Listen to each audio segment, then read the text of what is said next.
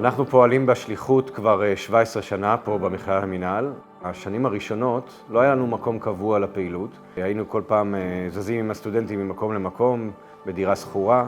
אחרי שקיבלנו את התרומה הנדיבה של משפחת טבסיניק, יש לנו את המקום הקבוע שבו אנחנו יכולים לעשות שיעורים כל יום, סעודות שבת כל שבוע. במהלך השנה עוברים פה יותר מ-1,500 סועדים בסעודות שבת. מכללה למינהל היא המכללה הפרטית הכי גדולה בארץ, ויש בה יותר מ10,000 סטודנטים, והשנה גם נבנו 2 בנייני מעונות, שכל אחד מהם מכיל 500 סטודנטים, אז יש לנו עוד 1,000 סטודנטים שאנחנו בעצם פועלים איתם בשוטף. המרכז סטודנטים פה הוא ממש מעבר לכביש של המכללה, צמוד למכללה, דקה הליכה. מאז שאנחנו בבית הזה פה הקבוע, הפעילות ממש שילשה את עצמה. אנחנו עורכים כאן סעודות שבת, הפרשות חלה, הדרכות קלה, פגישות עם חבר'ה שרוצים לבוא לשוחח שיחה אישית.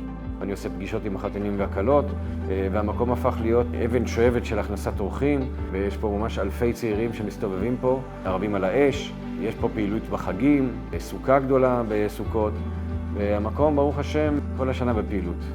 במהלך השנים נוצר לנו קשר אישי מאוד חזק עם הסטודנטים, ויש לי גם נגישות לכולם בתור רב המכללה, ויש לי גם תפקיד באגודת הסטודנטים.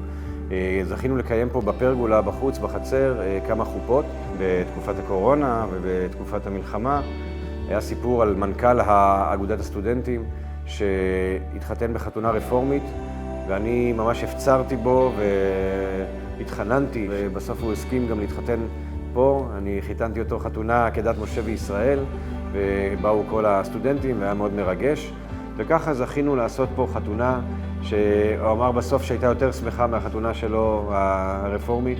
רצינו להגיד תודה רבה למשה טבסיניק, בעזרת התמיכה שלו כמובן יש לנו את הבית הזה, ואנחנו גם נמשיך את הפעילות ביתר שאת, ובעזרת השם שנזכה להגדיל תורה ולהאדיר. תודה רבה.